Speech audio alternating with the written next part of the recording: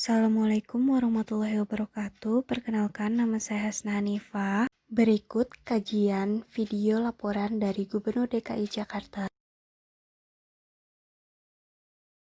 Permasalahan kesehatan yang disampaikan oleh Gubernur DKI Jakarta adalah terkait dengan pandemi COVID yang belum kunjung usai. Tepatnya di bulan September kemarin sudah menjalani 6 bulan masa pandemi.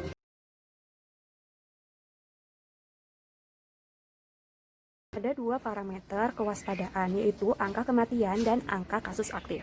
Angka kematian di Jakarta karena COVID yaitu 1.347 jiwa, sedangkan case fatality rate-nya 2,7%. Di Indonesia, angka case fatality rate-nya 4,1%, sedangkan global 3,3%. Artinya, tingkat kematian di Jakarta masih di bawah Indonesia dan di bawah global. Sehingga tingkat kematian di Jakarta rendah namun absolutnya meningkat, dan itu merupakan kondisi yang tidak menggembirakan. Sedangkan kasus aktif adalah orang yang positif atau yang sedang dalam perawatan atau isolasi atau orang yang belum dinyatakan sembuh. Pada 9 September 2020 secara kumulatif terdapat 49.837 kasus COVID di Jakarta. Dari kasus positif terdapat 50% diantaranya orang tanpa gejala, 35% diantaranya dengan gejala ringan, dan sisanya 15% yaitu gejala sedang berat.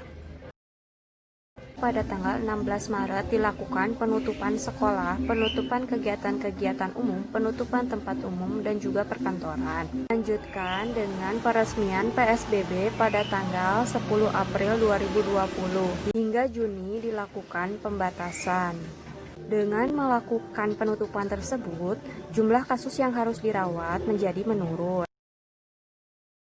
Pelayanan kesehatan dalam masa pandemi COVID ini sangat dipengaruhi oleh tenaga kesehatan, APD, dan obat-obatan. Fasilitas kesehatan di DKI Jakarta sudah cukup besar, yaitu 190 rumah sakit, dan 67 diantaranya menjadi rumah sakit rujukan. Kemudian rasio dokter per rata-rata populasi pun sudah cukup tinggi atau melebihi rata-rata nasional. Namun, ambang batas sudah hampir terlampaui. 77% tempat tidur isolasi sudah terpakai, dan 20% kapasitas akan ditingkatkan oleh Pemprov DKI Jakarta dalam menghadapi pandemi ini. Bila tidak ada pembatasan secara ketat, maka diprediksi pada tanggal 17 September 2020 tempat tidur akan penuh, dan dengan rencana peningkatan kapasitas tanggal 25 September tempat tidur akan penuh. Jadi hanya mengulurkan waktu saja. Karena meskipun mendorong kapasitas, pertambahan kasus akan lebih cepat dibandingkan pertambahan kapasitas.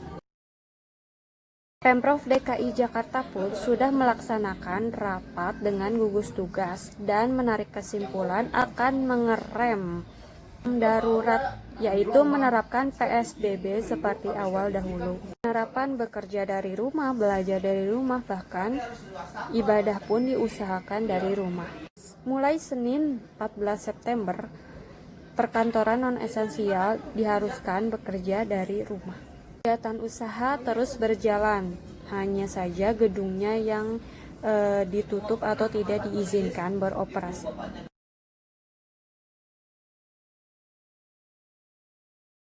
Cukup sekian dari saya, mohon maaf apabila ada kesalahan kata. Terima kasih. Wassalamualaikum warahmatullahi wabarakatuh.